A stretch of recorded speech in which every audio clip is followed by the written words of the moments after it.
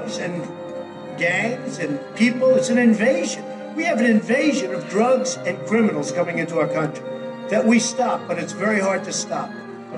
With a wall, it would be very easy. So, President Trump's wall along the U.S.-Mexican border would be a series of fences and walls that would cost as much as $21.6 billion, based on the U.S. Department of Homeland Security internal report, as seen by Reuters December 21st, 2018.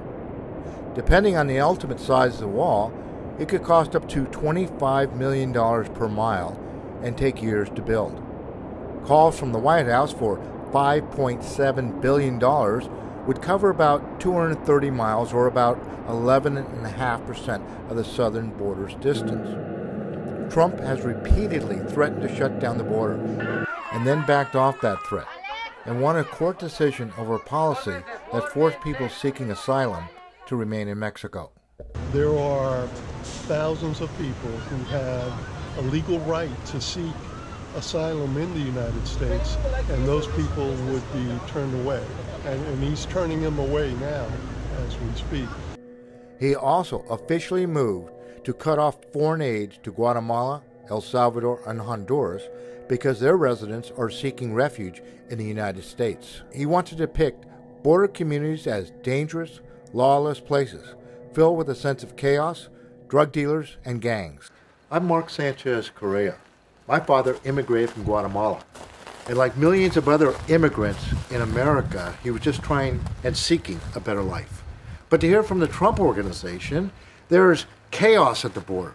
There's an invasion of drug dealers, an invasion of migrants who are rapists. Well, I went down to the border to see for myself.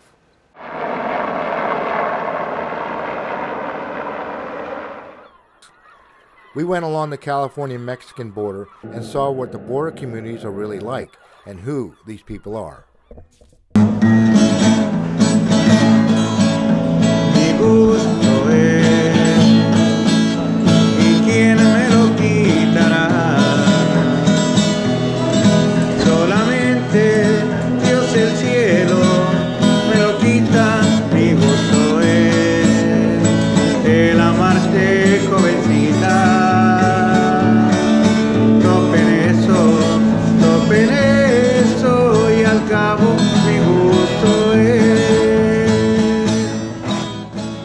Tijuana, the contrast between the border sides was stark.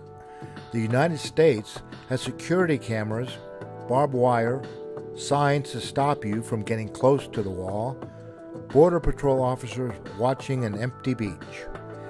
The Mexican side has families playing in the waves, vendors hawking their wares, and tourists gazing to the very colorful painted wall.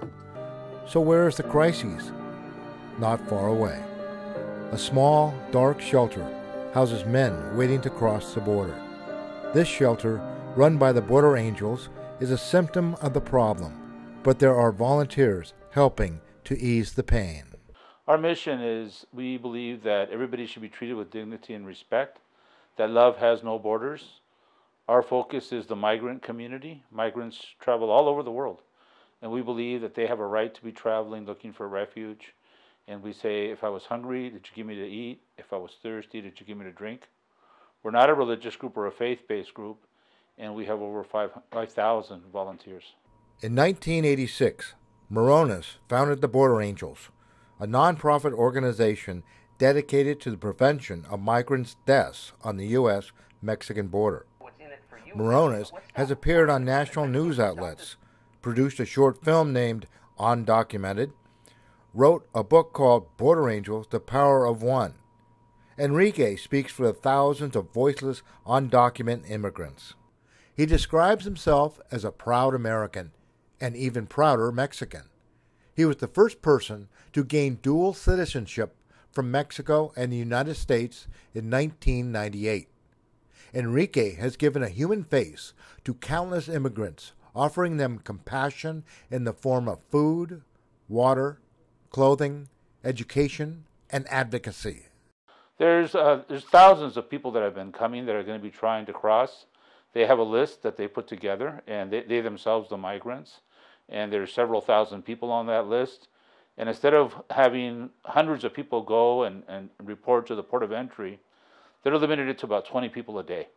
So it takes forever. It takes forever for these people that have been traveling thousands of miles from Central America. Many get desperate and they decide to try to jump over the wall or cross in another manner. We strongly recommend they do not do that. It's very dangerous. So what happens is the people get desperate, they try to cross in the desert, and even though a lot less people are crossing, people still die. In an unmarked dirt lot at the end of Terrace Park Cemetery, 2 hours east of San Diego, lie the remains of hundreds of unidentified migrants. Most of these people died alone in the Imperial Valley Desert or mountains, likely attempting to illegally cross the U.S.-Mexican border. Some drowned in irrigation canals, others died of thirst or exposure to extreme heat. Well, we just came across this emergency water station where we're in the middle of the desert. People have put in these 1-gallon water supplies for immigrants when they need water when they're coming across this wide open desert.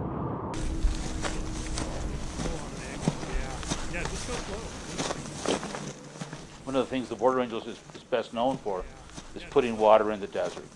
We've been putting water in the desert since 1996, and we have thousands of volunteers that go out there. We have people that join us from all over. We have a large group from the Bay Area, for example, that joins us. Nuevo High School in San Mateo launched a field trip to the border to gain first-hand knowledge about issues surrounding immigration. And so what are the kids getting out of this, you think? An experience that you just can't get from textbook or from seeing a documentary, hearing the personal stories of those people who've made the journey, have chosen to leave their country out of necessity, getting to know people, hearing the human side of the story. So it's a very emotional trip. This is the third time I've done it, and it doesn't matter how many times I come, it's still challenging to hear the stories. It's a unique experience. I think that being able to come out here and live it puts the immigrant experience in perspective for students. And as I said, it doesn't matter how much we read about it, how many stories we hear, but coming out and actually being here, seeing what the geography looks like, the challenges that they face, puts it into perspective for students and allows them to connect and understand in a way that you can't get it within a classroom. We are hiking with like a comparable amount of weight and supplies and stuff that immigrants coming through this area would be bringing, and so to have that experience of like having walked like, I don't know, 200 yards from here to where our car was, like that's pretty difficult. Like, and I've got like thorns all over my shoes and stuff, and like, so to see like kind of the reality of that is pretty impactful, I guess. And then someone got like a cactus spike in their Right, someone foot. like within the first 10 minutes had a cactus spike. 10 minutes in daylight, so Right. to think that people are like doing this walk in the dark and probably get more cactus things in their foot, like how do they make that? So we found these zapatos, homemade shoes that the immigrants wear to hide their footprints in the sand. So we know they're here, and so the people dropped water here. Oh, the kids are really excited to participate in some kind of action, and so they're really excited to be helping in some way, as well as learning more about the different aspects of what's causing these big issues with so many migrants coming. Next to the wall in Jacumba, about 2 hours east of San Diego, choppers, the Army, agents everywhere, the atmosphere was tense along the border. Within an hour, we witnessed 2 men being arrested by the Border Patrol. We are very active. We're on the front lines, Border Angels. And we're on both sides of the border. We also have a shelter in Tijuana.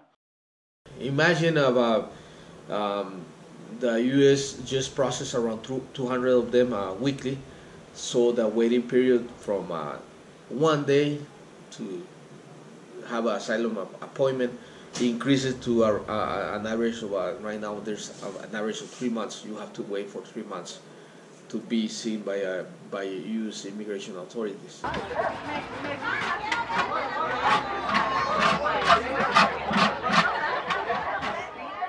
We visited Mexicali and came upon this shelter supported by the Mexican government. Honduras, Guatemala spent 2 months, 1 month train. They risk their lives. They want to asylum to USA. They are waiting. Maybe they wanna pay coyote, but no. That is too dangerous. How many people do you have here now? Right now we have 320. Is that a lot? Is that a little amount? Well, right now, as we've been working, it's okay because we had 520 like 2 weeks before. How's the food supply? We're short. You're short? Yes, a lot short, yes. We only eating twice a day. Like, food, there is always food. Like, this is for, to make harina, tortillas, this is to make, But, food, there are, too much food here. Mexico, support them. So if you want something, what would you want? Me? And the group? They? Yeah. What do they want? Yeah. Well, they wanted to go USA. And a society is judged on how we treat our children. And what is taking place right now is horrific. The United States is the only country in the Americas that has walls, and it's the only country in the world that's separating children from their parents. We've got to say no to that. That's why people cross borders. They're trying to feed their family. On the second weekend, we do caravans of love, like this Saturday. We're going down to Tijuana with a bunch of cars to bring donations to the migrants down there. We followed the Border Angels to shelters in Tijuana. There, they delivered food, hygiene products, books, and toys for the children. You don't really have to go far to do community service. We're right next to Mexico, so we do these trips down doing the Caravan of Love like twice a month. Can you tell me what this means to your shelter? What this means? Yeah. It's a lot of joy for my people because they know about the love thanks to you. Thanks to the only people who give us food and time. The best we have is the time. When we share our time, it's wonderful. So thanks God and thanks to you.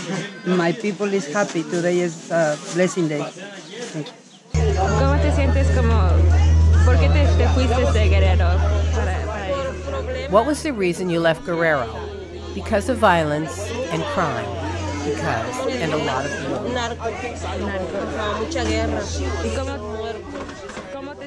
How do you feel as a mom to live in that situation? It gives me a lot of fear.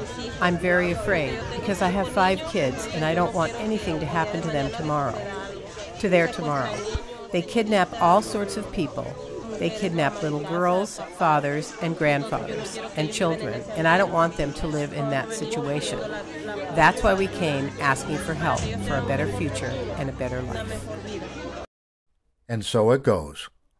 The people I met were seeking asylum, not criminal opportunities. Historically, the U.S. led the world in refugee resettlement. Well, that ended with the rise of the Trump administration, which has reduced the number of displaced persons the country will allow to accept to record lows. According to an analysis by the New American Economy, a bipartisan group advocating for immigration reform, the 10 cities that received the most refugees in the last 10 years saw drops in crime.